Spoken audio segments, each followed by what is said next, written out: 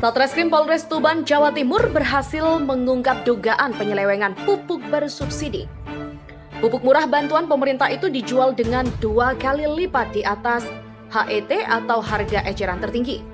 2 orang pelaku ditangkap beserta barang bukti 33 karung pupuk bersubsidi jenis urea. MA dan ZR, warga Kecamatan Banjar, Kabupaten Tuban, harus berurusan dengan aparat kepolisian. Pemilik kios pupuk dan sopir ini ditangkap Satreskrim Polres Tuban Kamis malam lantaran telah melakukan penyelewengan pupuk bersubsidi jenis urea. Para pelaku diketahui menjual pupuk bersubsidi di luar wilayah ketentuan. Pupuk yang harusnya diperuntukkan bagi petani Kecamatan Banjar dijual pelaku ke wilayah Kecamatan Kenduruan. Bahkan, harga jual mencapai 2 kali lipat HET atau harga eceran tertinggi yang ditetapkan pemerintah. Penyelewengan pupuk bersubsidi ini terungkap berkat laporan kelompok tani.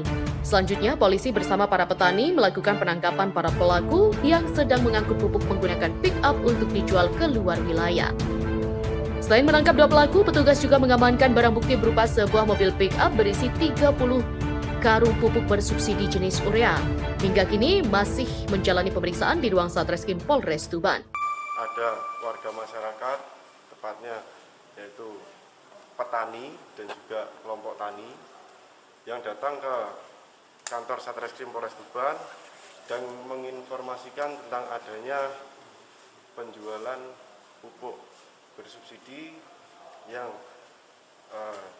disinyalir di atas HET dan juga melewati ketentuan di mana wilayah kios tersebut harus menjual di wilayah A, kemudian dia menjual ke wilayah B dengan harga 2 kali lipat.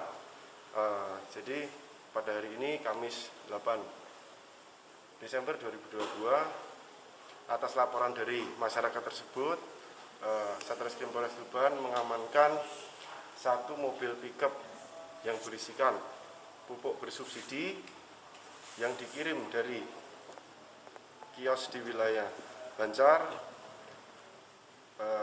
dan ditujukan kepada wilayah Kenduruan, di mana pelaku menjual pupuk tersebut di atas HET.